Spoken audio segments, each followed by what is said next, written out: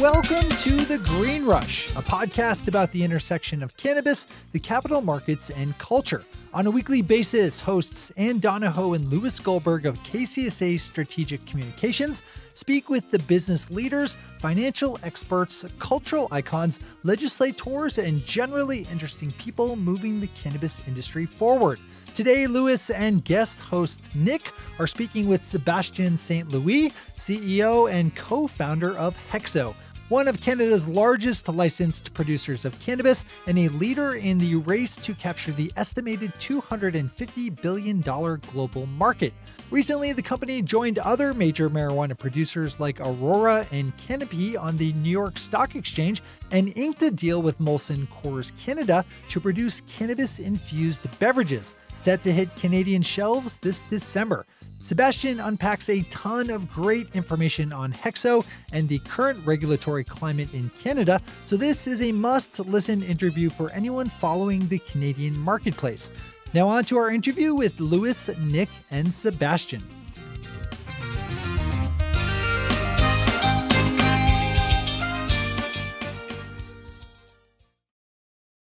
Hey Nick, welcome back to the show. I'm back. I'm hosting. This time I'm filling in for Ann instead of you. It's yeah, you are like you are like the Super Joe McEwing of the podcast here. Is this a Mets old timey baseball reference? Well, he played for other teams, but he was a utility player, and we're recording this on August 6th, which means that the Mets are one game above 500 as of the recording of this podcast, and we've never talked baseball before, but both Nick and I are huge baseball fans. We are, yeah. I don't think we've been to a game. Well, we went to the Yankee game together when we did the whole KCSA office trip. Oh, you weren't there for that? All right, no. I don't you know I am the great not appearing? And sir, not appearing in this KCSA event would be me. All right, we'll get tickets to a Mets game then, if they can stay over 500 once they play a team that has a record over 500. Like Arizona, the Diamondbacks. We're hovering. Yes. So we are going to be trying something a little bit different today. We've done about 90, almost 95 episodes of the Green Rush so far, and all of them have been just kind of a straight flow conversation.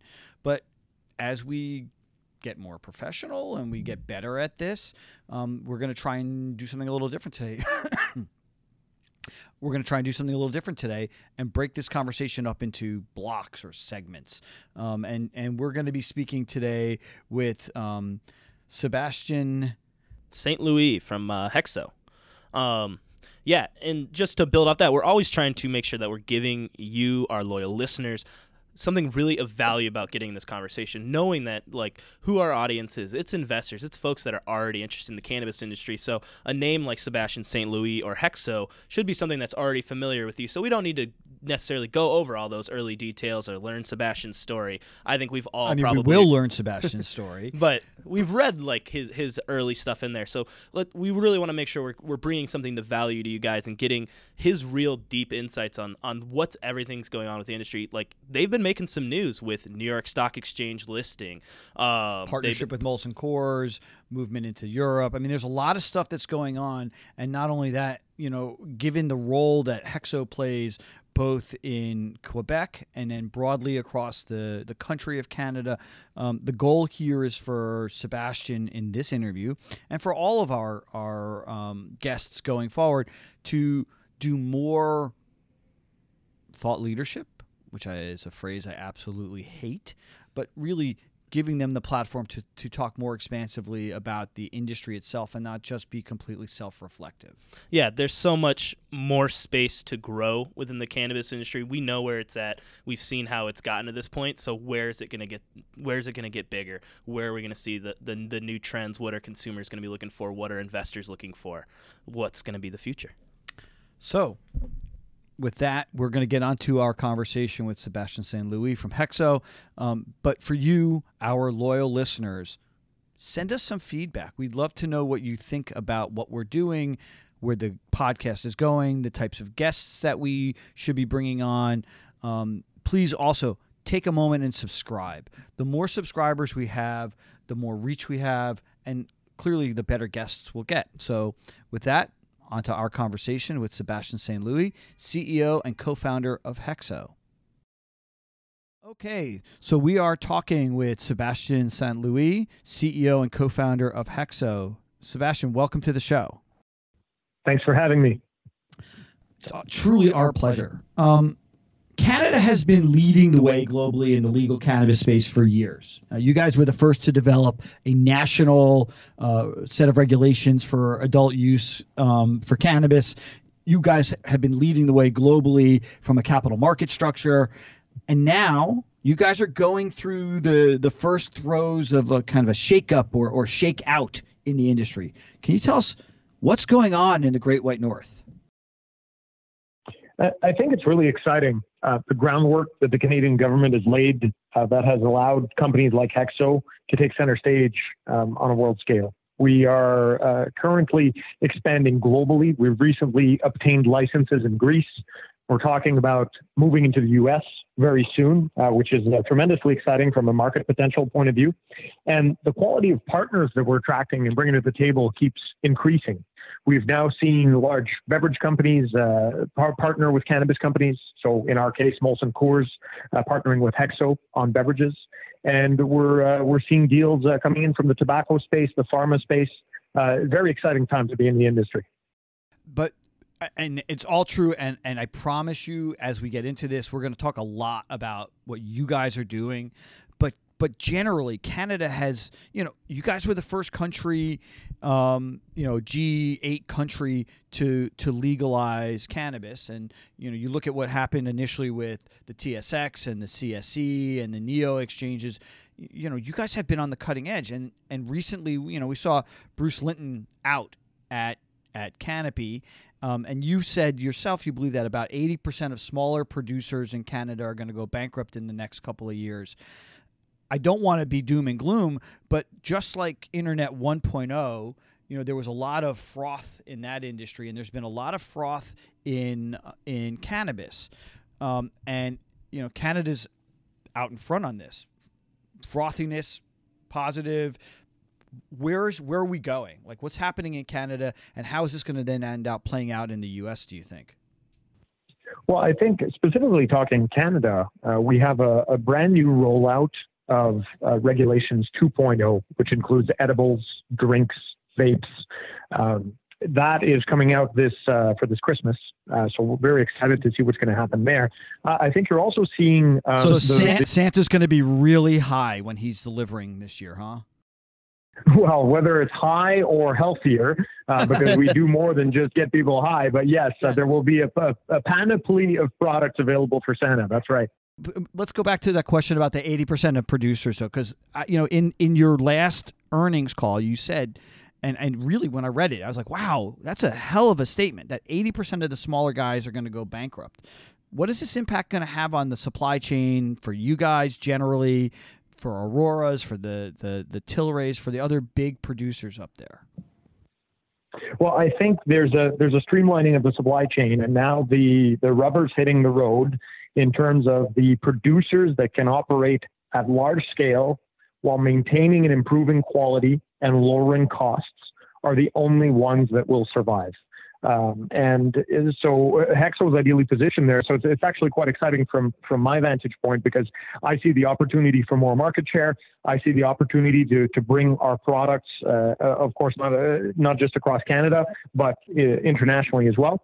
But it will be very difficult for a lot of these small producers. When I look at the balance sheets of a lot of the small producers that are a fraction of what's required to even come up to the lower mid-tier, and you're still very far from, say, the capitalization that a HEXO would have. When I look at the know-how and the intellectual property investments that HEXO is making today to ensure that our products will be better and protected by intellectual property for years to come, those are simply not available to the smaller producers.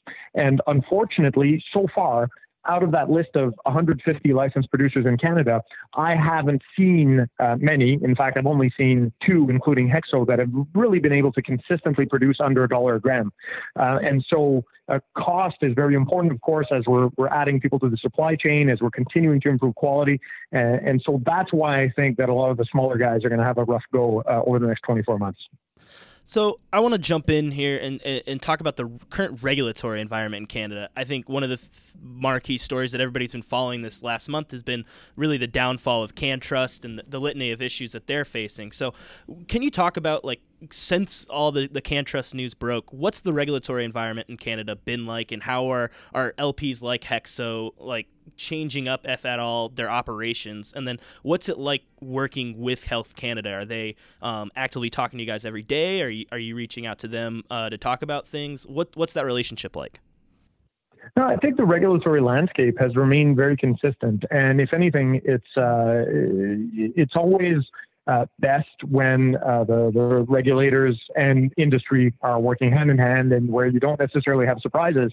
HEXO has been working closely with Health Canada for over 6 years now, and we've been pretty stellar at our governance and at our regulatory processes, and we've continuously improved them over time. It's business as usual for us today, and continuing to interact with Health Canada. So there has not been an increase in scrutiny, but we are making sure that we're keeping them abreast of everything we're doing, because these businesses are getting more and more complex every day. And of course, it's a lot of work for the regulator. Yeah, and it's not just Health Canada when it comes to the regulations. Y'all also have to deal with the province to province differences. Like it's different to operate in Ontario versus Quebec versus British Columbia. How do you navigate that additional regulatory environment? We've built a stellar regulatory and legal team at HEXO, world-class people from all sorts of different industries, be it food or pharma. And what we do is we interact with every government that comes in to touch our business. And that is a wide array of governments, as you mentioned. So not just provincial and federal, but then all the different federal agencies, especially as we're thinking of moving to the U.S. When you start to talk about DEA, FDA, when you start to talk about just all the various wellness agencies, when you start to talk about international law and also municipal law, specifically where we operate here in Gatineau. So we were just holding a community event recently to answer all the questions in the community, because it's more than just complying with the law. It's the actual perception and understanding of the people in the communities in which we operate.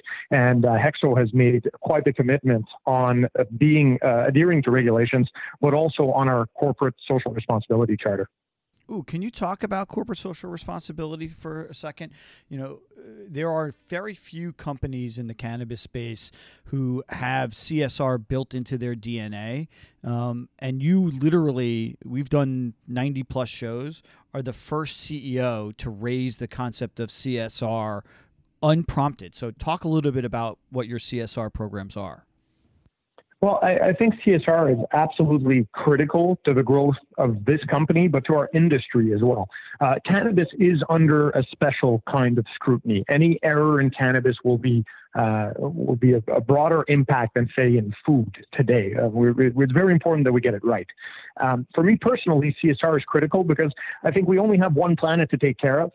It's critical that we deliver a great product, but also that we take care of our planet. It's critical that we take care of our people, and that's the people that work at the company, but also in the communities. And so we're putting in place, I think it's interesting that you mentioned built into the DNA. I think we are building into our DNA. There's a lot of things that HEXO is doing today that I think could be improved upon. We still have way too much plastic in our packaging. We want to move to green, recyclable across the board.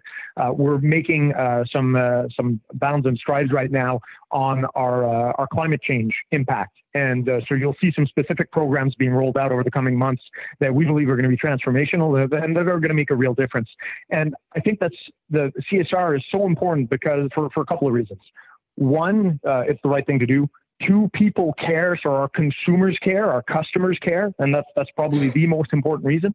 But then thirdly, our partners, these world-class companies like MolsonCoors that are partnering with HEXO, the other Fortune 500 companies that we're currently soliciting to partner with us, they care. And so I think that CSR is really a way to go for a win-win-win. And we're happy to be, one of the few. I'm a little disappointed I'm the only one talking about it, but happy to at least start the conversation. You're not the only one talking about it. And we talk to literally all of our clients about this. And you know, I mean, you're right. Your customers care. And if you look specifically, millennials make purchasing decisions very often based on the CSR programs of the companies that they're buying from. It's why Warby Parker has been so successful. It's why Tom's Shoes has been so successful. And to date, there has not been a cannabis company who has said, CSR, our intent is to repair the world. You know, there's a phrase in Hebrew called tikkun olam, which literally means to repair the world. And there's actually a cannabis company, a U.S. cannabis company, and a Israeli one called tikkun olam. But what you're talking about is spot on, and building that into your company is completely laudable. I mentioned Bruce Linton earlier. And now that he is no longer with Canopy Growth, there is a vacuum potentially in the industry for somebody to step forward and be the face of corporate cannabis. And, you know, Bruce had a very unique look, which was the black T-shirt and the blazer, and, you know, he refined that over time. Who do you think, other than yourself, and we will prop you up ourselves, but other than you, is there somebody else that you see either in Canada or the U.S. who could stand up and play the role that Bruce played? Well, I think only Bruce could be Bruce himself. He had a very unique take, was a great visionary, brought this industry a long way over the last 6-7 years, and we thank him for it. I think it's going to be very important as we look for as consumers, as investors, look for that next face of the industry, really to focus on the evolution of cannabis. So we talk about CSR, we talk about good corporate governance, we talk about adherence to regulation, we talk about metrics like profitability, like growth, like market share. We're starting to put numbers to the promises. I think all these things and a deep understanding of the consumer, I think all these things will be very important, and it will take more and more prominence in people's minds. So for sure, I'm looking forward just as much as you are to finding out who people turn to for the next leg of the journey. Sebastian, can you talk a little bit about October 17th and what that's going to mean to the industry? You made mention to the new regulations of vapes and edibles, drinks and the like.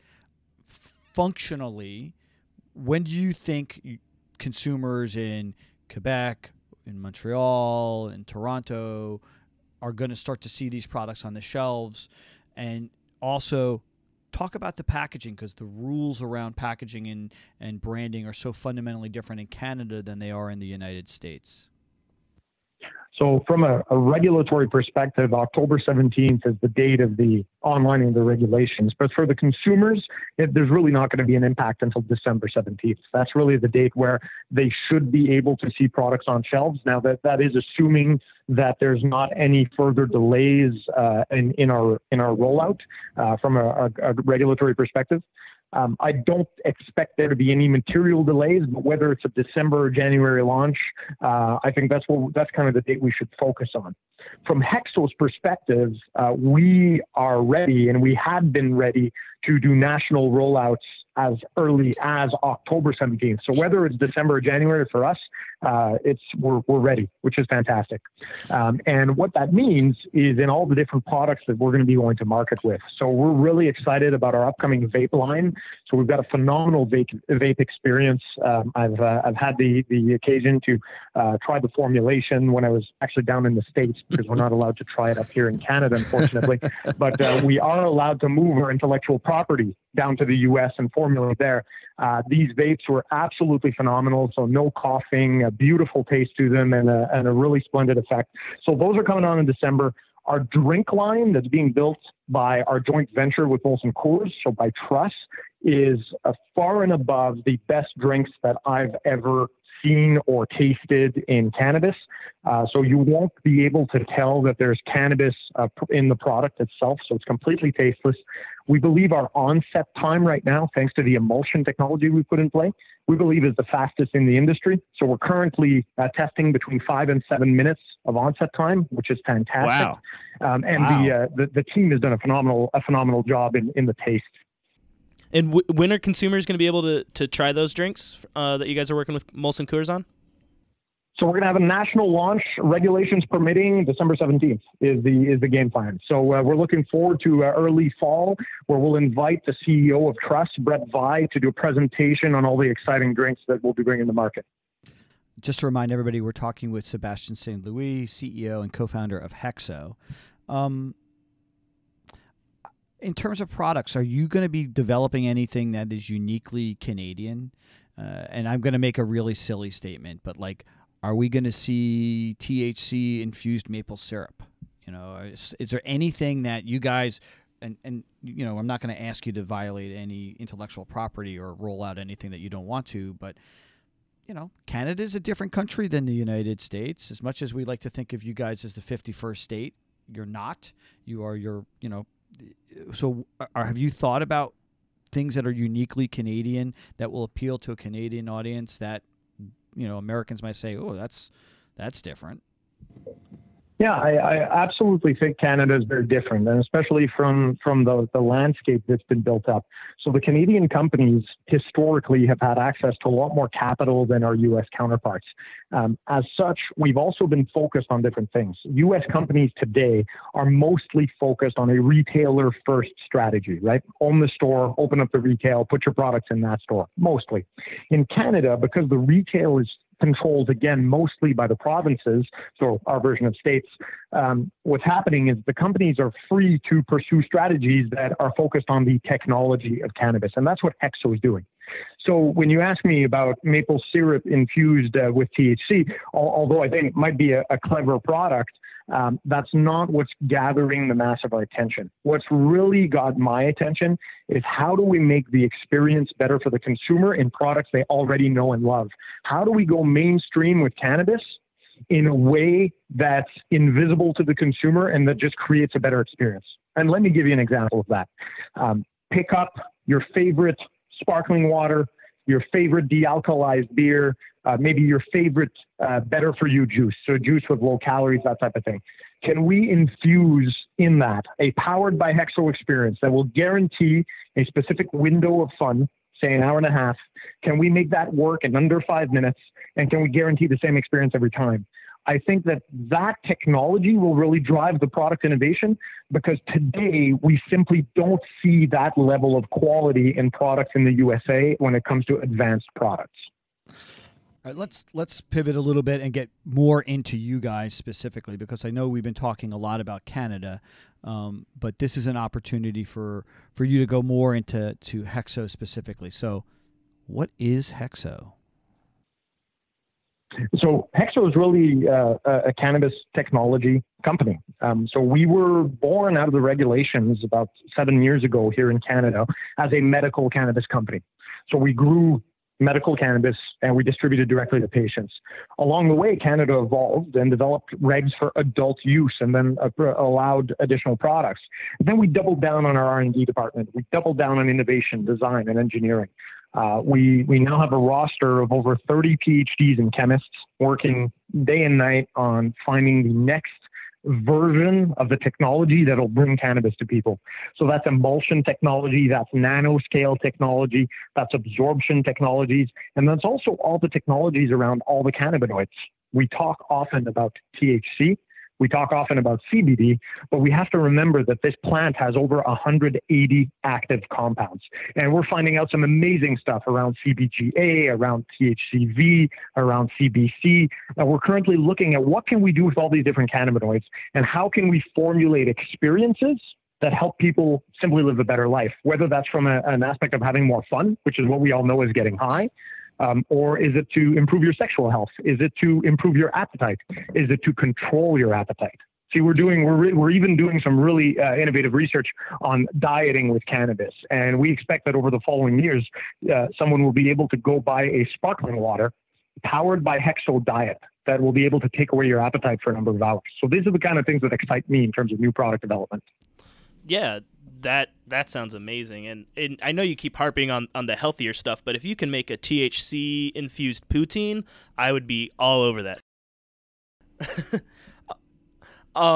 I want to continue on in talking about some of the more recent news that you guys have made. Last month, you joined other major LPs like Aurora and Canopy on the New York Stock Exchange. Can you discuss the excitement about moving on to that major exchange and what that means for the future of HEXO, and then why the NYSE versus the NASDAQ?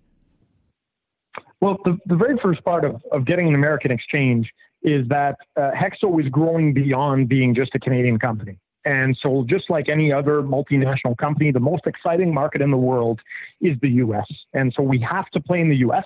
In fact, we plan on being there with our products in 8 states in 2020. So we can talk more about that if you like. Yeah, is that through but part of that too was, so part of that was accessing the U.S. market and getting in front of investors. And for that, what better exchange than the New York Stock Exchange? And I think it was really what was exciting about it was it's a real feather in our cap, because to list on New York, we had to meet a whole new level of regulatory compliance. So when you start to talk, I mean, there's a lot of technical stuff in finance, Sarbanes-Oxley and that type of thing. But the point being is that as a cannabis company, to be able to meet that level of regulatory compliance and then exceed it, and to get that listing, to increase our liquidity, to increase our profile in front of investors as a prelude to getting our products there is very exciting. You asked about NYSE and NASDAQ, and the folks at the NYSE have just done a phenomenal job. We have a great relationship with them. They took the time to really understand our business, and so it was a really nice fit, although obviously a NASDAQ phenomenal exchange. Well, how does HEXO plan to enter the U.S. market? I know you talked about bringing vapes in over the border. Is that all CBD? Is that going to be the approach, or do you have like a specific timeline and strategy in place? No, so specifically, and let me clarify that point. So what I talked about was moving technology across the border. So that's all technology that moves over on paper. And so what we did is we moved the technology on paper over the border to be able to actually test in legal states, to test the products in vivo, so in humans, because we're not able to do that in Canada. There's no product whatsoever crossing the border today coming from HEXO, so Canada, US. Our U.S. entry strategy is really going to parallel that. It's going to be about how do we take the technology we've developed in Canada, how do we move that technology down into the U.S., and then how do we set up specific supply chain in specific legal states with the consent of DEA, FDA, to then participate in that market. And that'll probably start with non-THC based experiences, so CBD from hemp, and it will probably start with a couple extraction locations in the U.S. Controlled by HEXO. This has been a challenging couple of months to be a public company in cannabis. You know, there was a huge run up. I mean, last year, you know, we saw some seasonality in play, but the last 2 months have been tough. Why do you think the entire sector has been punished so vigorously by the investor community? Well, I think this is an incredibly volatile sector, right, as a very first point. And I think in any volatile sector, investors that have a long view will get rewarded. And so when I look at our story and when I look at why investors have to pay attention to cannabis, and I hope they pay attention to HEXO, but at the very least, they have to pay attention to cannabis. The reason why is that I can't tell you with certainty who the top 3 companies will be in 5 to 10 years. I can tell you HEXO has a really meaningful shot at becoming one of those top 3 global companies. And when I look at those top 3 companies and I say, okay, what will those companies look like? It's not hard to imagine those companies being worth $50 to $100 billion. And so the reason you need to pay attention is because we already know who the likely winners are. The companies that are going to make it to the top 3 list, there's not more than 10. HEXO is on that list of potentials. And so I think for investors that have the stomach for the volatility in the short term and that stick with these stories and that happen to pick the winners, will be incredibly rewarded. We'll be looking back on this space 5 years from now, and we'll be saying, well, I could have picked up HEXO stock under a $2 billion valuation. And that's going to be, people will be laughing and saying, how did I not buy more of that stock, right? Because they will generate just these incredible returns. So definitely short run, it takes a strong stomach, but we have cannabis for that, anti-nausea as well. That's awesome. That was a funny joke. And, you know, we joke about this, the podcast being the intersection of cannabis, the capital markets, and culture, and then a lot of dad jokes because I'm a dad. Welcome to the podcast. You just made a dad joke. Well, so my daughter and son would be proud of me, I'm sure. Or embarrassed, one or the other. Oh, I'm going to go with proud. My kids are embarrassed by me, but most other kids, they're proud of their dads. let's talk about the Molson Coors deal. You know, if you think about some of the biggest deals that have taken place in cannabis over the last couple of years, it was the initial investment by Constellation and Canopy. Then I wouldn't call it doubling down; it's tenfold down. And then you guys with Molson Coors. What is the relationship of the relationship? And what is the relationship of the relationship? What is the basic underlying thesis of this relationship? Because there is this understanding that Constellation has a significant influence within Canopy. How are you guys working with Molson Coors? We're very, very proud of our deal with Molson Coors. We think it's the first of 5, so we certainly have intentions to make it work very well. So let me talk a little bit about that deal and then how it is the first of 5. So I talked about HEXO being a cannabis technology company. So we really took a hard look at what are we good at? What are we really good at? Like, what are we better at than everybody else? And 2 things came up, right? It was really the regulations behind cannabis. So how do we go and obtain new licenses? How do we maintain those licenses? And how do we obtain permissions under those licenses? How do we do that internationally? How do we do that legally at all levels of government in complex jurisdictions like the United States? So that was one thing. We're very, very good at figuring that out. The second part was cannabis technology. How can we develop the absolute fastest acting product, the most controlled offset, the highest quality, safe product, right? And we're very good at developing those formulations. So that we're really good at. We started to ask ourselves, as we grow this business, as we go into other markets, what will be the top drivers to enter and win those new markets? And we started to talk about the brand, but what do we really mean about brand? We mean consumer understanding, right? We mean segmentation of that market to really understand who you're talking to, what kind of packaging are you putting in, et cetera.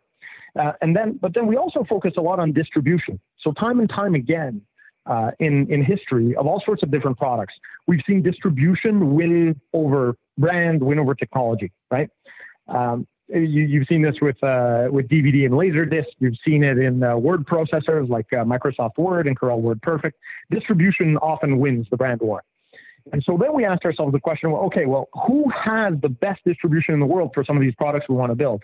And then in the case of beverage, one of those best distributors in the world was Molson Coors, with one of the largest footprints worldwide. They also had this amazingly deep and complex understanding of the consumer when it comes to beverage, what their preferences are, how to segment them. And then we solved for them the problem of cannabis technology and cannabis regulation. How do you participate in a market legally? And so the partnership really arose because of that. And on top of that, that was all layered under shared values, a commitment to CSR and corporate social responsibility. So that's really where the genesis of the business went. So our deal with Molson, essentially, they're figuring out how to sell the product, where to sell the product, what the product's going to look like, what the product's going to taste like from a beverage perspective, because you can imagine we're going to do some beers, we're going to do some juices, we're going to do some clear waters. And then HEXO was really figuring out what is that product going to do? How is it going to work in the body? And what jurisdictions is it going to be in? And how is that supply chain going to stay legal? I love all that. It sounds like it's a really good synergistic relationship where you guys are going to do a lot of cool things, and I'm excited about all the future there. But the benefit that you guys have is that you operate in Canada, so that gives you the avenue to be able to work with the Molson Coors. In Canada being the first real country to put everything together at a legal recreational level is great, but when other countries like Colombia and the U.S. finally gets their whole federal situation figured out, what's the long-term future look like in the Canadian market? Like, once you have to compete more against U.S. companies that can export, or countries like Colombia that can cultivate at a higher... At a fraction. Yeah. A tiny fraction of the cost to cultivate in Canada. How is Canada going to continue to maintain this position of global leadership, right? I mean, you're looking in Colombia at 10 cents a gram, right? Even less for them to produce. Yeah, absolutely. I'm glad you brought that up. And that's why HEXO is investing so much in technology. The answer to your question of how are we going to compete with the American brands, how are the American brands going to compete with us when we come in, is how I like to think about it. Because we're going to come into markets. So we're going to be in 8 states in the U.S. legally in 2020. Can you say which states, by the way? I'm not sharing that at this point. We know which ones they are, but we're not sharing that just yet. Okay. But it's going to be very exciting. And then imagine the difference. So because I'm going in there legally, okay, I can use traditional distribution, right? I can list in a traditional retailer, and I'm not specifically saying I have or I don't have a relationship with specific retailers, but you can imagine the Walgreens, the CVS's, the Walmarts, etc. Right? These are the types of retailers I'm talking about. So because I'm operating legally, we can take our technology, move it down to the U.S. We can extract from hemp. So your 10 cents a gram, I mean, forget about 10 cents a gram. We're talking about micro cents per gram once we start cultivating from hemp. And by the way, I don't want to own the hemp fields either. I agree with you that the farming part of this business will eventually, at least outside of Canada, move to other jurisdictions.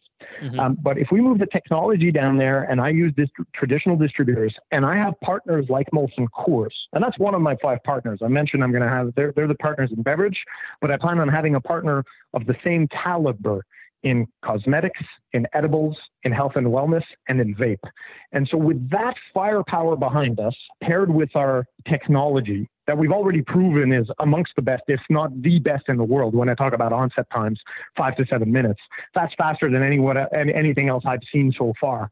So when we start to pair those things together, you have the makings of a massive brand. And then it won't be about which American company do I need to worry about coming to Canada. They're going to have to worry about competing for shelf space in their home space because Hexo and Molson will be there. Okay. Just reminding our audience, we are talking with Sebastien St-Louis, CEO and co-founder of HEXO, which is clearly one of the most fascinating companies in Canada. I really, really appreciate you taking the time to talk to us. Let's pivot and talk about you for a little bit. How did you get into cannabis? What's your story? I'm embarrassingly, I must say it was opportunistic. I've become, over these last 6 years, a huge proponent of cannabis. I've seen it change lives. It's changed my life. So on a Friday night, instead of a scotch, I now turn to Hexo Lagoon or Tsunami and have a wonderful time. And I think in a much more responsible way than drinking. So I've really gotten to learn to love it. But when I came to it, it was opportunistic. So I'm a business guy. So originally from a tech background, I had a tech startup roughly 25 years ago that I missed getting off the ground because I didn't scale it appropriately. I didn't build the right team.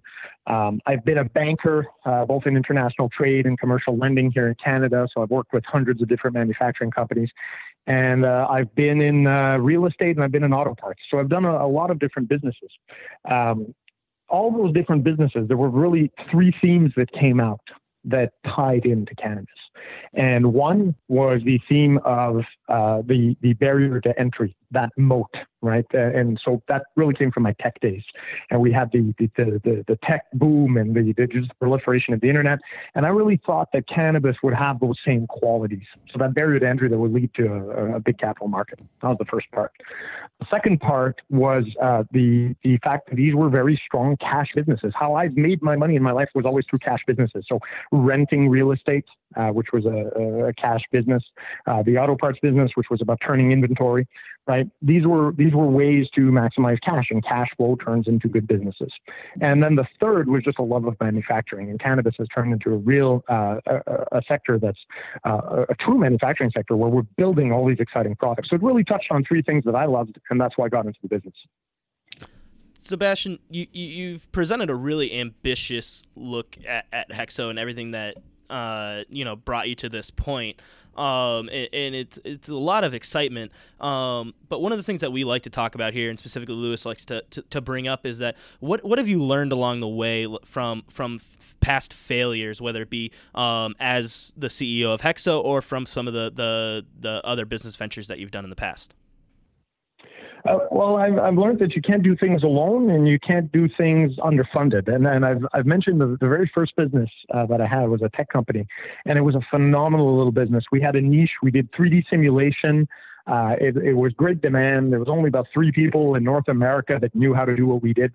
But at the time, I didn't know how to scale it. I couldn't copy it. I couldn't rely on structure and process. So that was the first key lesson.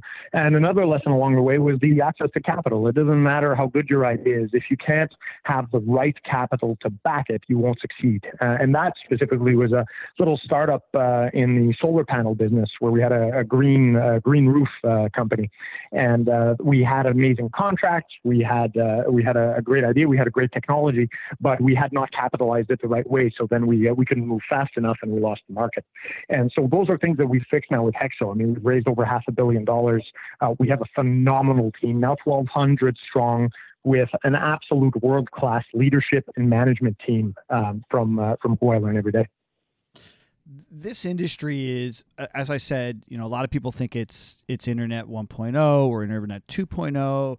A lot of people have been using the analogy of baseball, and Nick and I are huge baseball fans, and saying that we're in the second or the third inning of a 9-inning game. How far along do you think we are in the development of this industry right now? Are we still incredibly early days? Where are we? Yeah, I think inning 2 is probably, call it the top half of the second inning. I think is a good place to put it.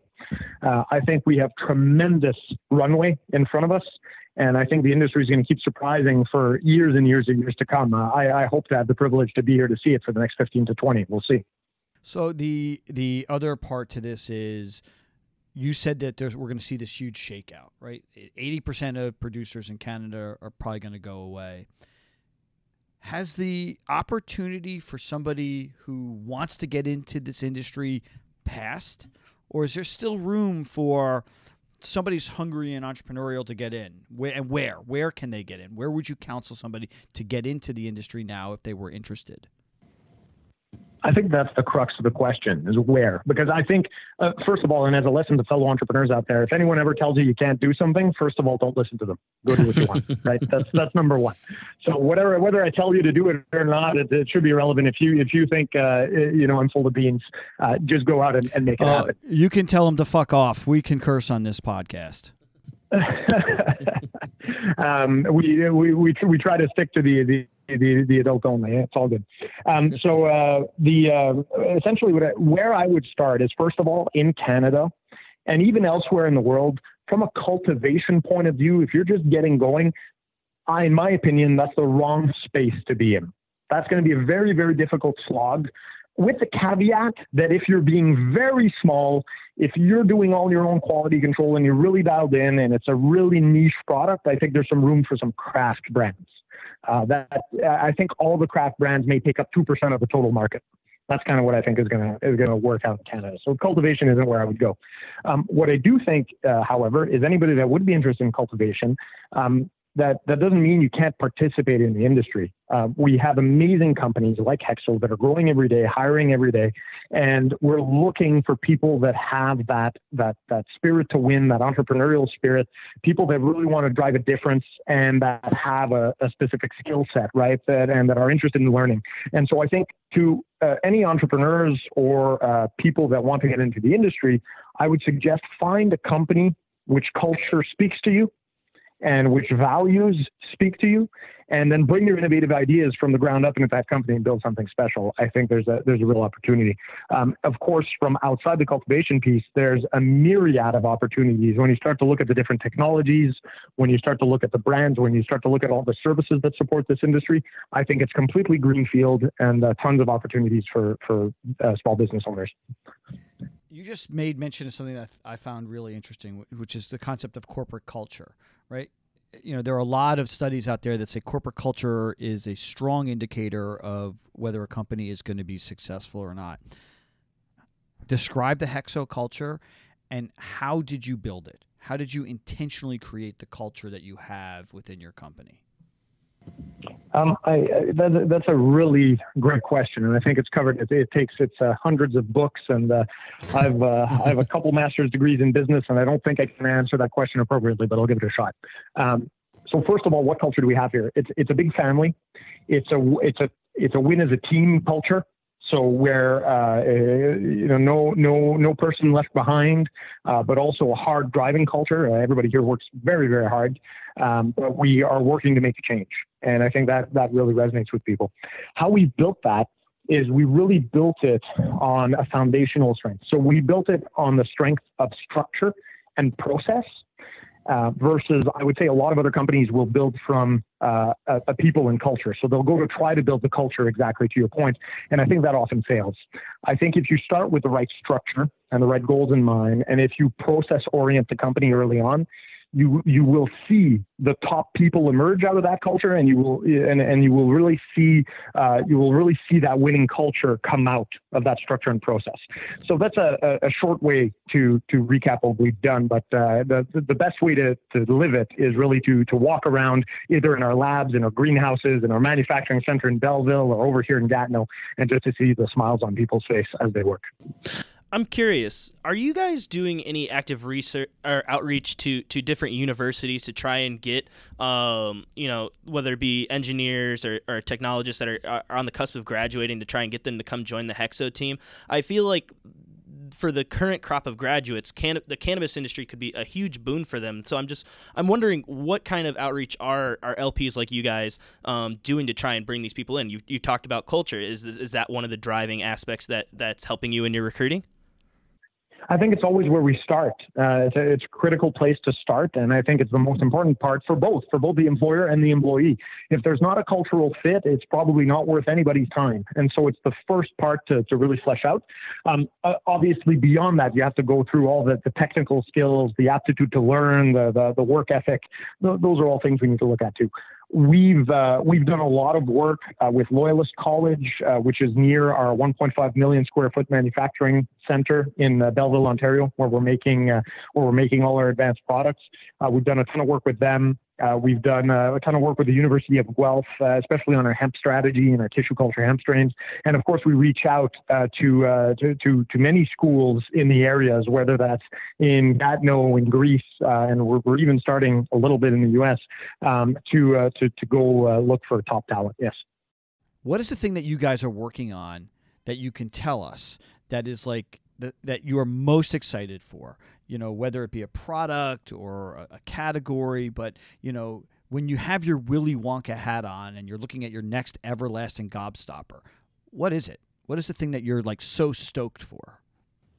I'm so pumped about our beverage launch with MolsonCoors with our joint venture Trust.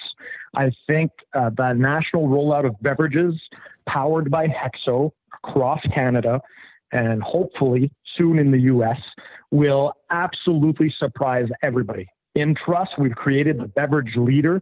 Nobody's close, as far as I can tell, to the quality of product and to the breadth of product, and I can't wait to get the consumer feedback.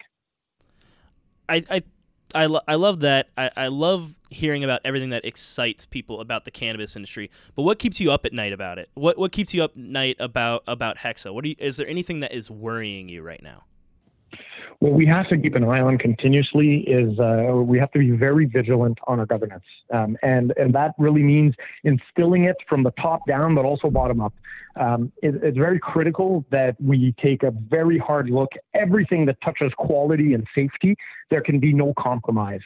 In fact, even in we've talked a little bit about culture, but we have a saying in terms of how we do things here at HEXO, and it's safety, quality, speed, in that order. And those things are very critical to push because one quality misstep can destroy a company. And it doesn't matter the size of your company. We've seen this time and time again. We want to ensure our products are safe. We want to ensure our products are high quality. And that is the one thing we have to remain continuously vigilant. Now, thankfully, I have a phenomenal regulatory and quality team. And we've done an amazing job over these last 7 years to be able to stay ahead of the curve, but not without challenges. And when we've had challenges, we've addressed them in a transparent way. And we've essentially explained to our consumers exactly here's what happened, here's where we were. And that has worked well so far. We have taken a lot of your time, and I want to be respectful. We have the last question, which we try and ask all of our guests, which we call while you were sleeping. if you were to wake up tomorrow morning and you opened up the Globe and Mail or the Financial Post or the Wall Street Journal or the New York Times, what is the one story that we are all missing about cannabis that you wish the media was doing a better job reporting on? Not about Hexo, but just more broadly, what are we all missing about cannabis that we should know? I think it's been an ongoing story, and I keep repeating to people that they have it wrong. And of course, at the moment, I never quite have the credibility to say that. But let me walk you through the last 6 years. So 6 years ago, we set out to build $1 billion business, and most people, and especially media, would turn and say, Sebastian, you're crazy. It's not, cannabis isn't that big. You're not going to get there. Then we saw the advent of adult use legalization, and we said, okay, this is a multi-billion-dollar business. Canadian market's probably a $10 billion market. I think today what most people are missing is the size of the worldwide market. I think cannabis is going to be bigger than alcohol over the next 10 years. I think this is going to be in the hundreds of billions of dollars. And what's really exciting is, even if I'm wrong, which I'm not, but even if I am, even if it's just 100 billion, we're going to create global multinational companies out of this industry. And Hexo is ideally poised. We're right up there in the top contenders to make it. And that's very exciting. Sebastian, thank you so much for giving us all this time. We really appreciate it. And we'd love to have you back on in the future too, especially when we can try samples of some of these drinks that you've been talking about, because I'm sure they're going to be amazing. Hey, well, let's schedule something in Canada on December 17th, and we'll make sure to make that happen. We'll do it in the new year, because December 17th we're going to be in Vegas for the MJ Biz show, but your products here are going to be way better, guys. You're going in the wrong spot. Oh, awesome. All right, Sebastian, thank you so much, and have an awesome rest of your day. Thank you, gentlemen. Bye-bye. Our thanks to Sebastien St-Louis, CEO and co-founder of HEXO. You can find them at www.hexocorp.com. And yes, I actually did the www. I mean, who the hell does that anymore? You can also find them on Twitter at HEXO Corp. As always, if you want to chat with us, you can find us on Twitter with the handle at @the_GreenRush, or on Instagram with @thegreenrush_podcast. I still don't understand why we can't just have one freaking handle that's propagated across all of the social media universe. You can drop us an email at thegreenrush, or greenrush@kcsa.com. We're always looking for your feedback, guest ideas, hate mail, bad dad jokes. Best bad dad joke, I will send them some Green Rush stickers. And please don't forget to subscribe to the Green Rush in your favorite podcatcher. That's one take, Shay. One take.